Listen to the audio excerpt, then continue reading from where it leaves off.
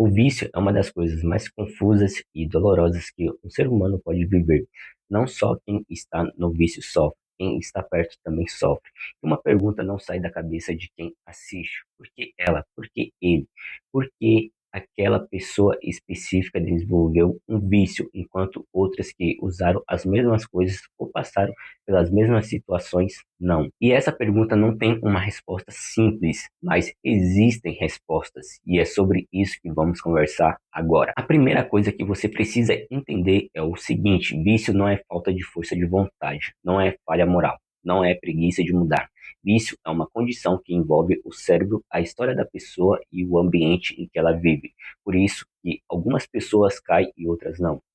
Vamos começar pelo primeiro fator: trauma e dor emocional. Existe uma ligação fortíssima entre experiências traumáticas na infância, abuso, negligência, violência e o desenvolvimento de vícios mais tarde. Por quê? Porque o trauma altera a química do cérebro. A pessoa aprende muito cedo que o mundo é um lugar perigoso. E aí, quando ela descobre uma substância ou um comportamento que tira essa dor temporariamente, aquilo vira uma válvula de escape. Mas atenção, nem todo mundo que sofre trauma desenvolve vício, porque uns sim e outros não. Resiliência, apoio social, acesso a tratamento psicológico. Uma pessoa que teve um adulto seguro por perto ou que encontrou ajuda cedo tem muito mais chance de não precisar se afogar em substâncias para lidar com a dor. O segundo fator são os transtornos de saúde mental: depressão, ansiedade, transtorno de estresse pós-traumático. Essas condições criam um sofrimento interno enorme, e o uso de drogas ou álcool parece no começo um alívio.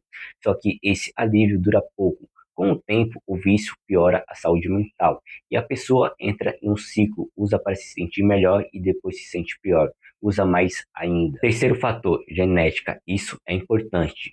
Estudos mostram que quase metade da probabilidade de uma pessoa desenvolver um vício vem da herança genética. Existem pessoas cujo cérebro responde a substâncias de forma muito mais intensa. A dopamina, o neurotransmissor do prazer, é liberada em níveis muito mais altos. A sensação é tão boa que o cérebro nunca esquece. Por outro lado, tem gente que tem uma dificuldade natural de dopamina, e essas pessoas buscam estímulos externos para se sentir normais e acabam caindo no vício como uma tentativa de equilibrar o que o cérebro não produz direito. Quarto fator: ambiente e influências sociais. Isso é mais óbvio, mas nem tanto. Não é só pressão dos amigos, é o que a pessoa viu dentro de casa. Se você cresceu em um lar onde os pais bebiam todos os dias para lidar com o estresse, ou onde usar droga era normal, o seu cérebro aprende que aquilo é uma estratégia válida. O vício vira um hábito transmitido sem querer. Por outro lado, quem cresce com um modelo saudável de enfrentamento, conversa, resolver problemas, pedir ajuda, tem ferramentas completamente diferentes. Quinto fator: traços de personalidade. Não existe uma personalidade viciada exata, mas existe traços que aumentam o risco: impulsividade, por exemplo, busca por emoções fortes, dificuldade de regular as emoções. Pessoas com esses traços têm mais chance de experimentar e repetir comportamentos de risco. Já quem aprende desde cedo a lidar com frustração, a esperar, a resolver conflitos internos sem fugir, essas pessoas estão mais protegidas. Até aqui você já viu trauma, saúde mental, genética, ambiente e personalidade. Cada um desses fatores sozinho já é um risco. Quando eles se combinam, o risco aumenta muito. Agora vamos falar do que funciona para sair dessa. Primeiro, ajuda profissional. Vício não é algo que se resolve com promessa ou vergonha na cara. Terapia, programa de reabilitação, acompanhamento psiquiátrico, isso salva vidas. O tratamento precisa ser específico para cada pessoa, porque cada história é única. Segundo, rede de apoio, amigos, família, grupo de apoio. Não precisa ser todo mundo, precisa ser alguém que entenda sem julgar. Terceiro, tratar a dor de verdade. Lembra do trauma que a gente falou no começo? O vício é um band-aid podre em cima de uma ferida aberta. Se você só arranca o band-aid e não cuida da ferida, o sangue volta.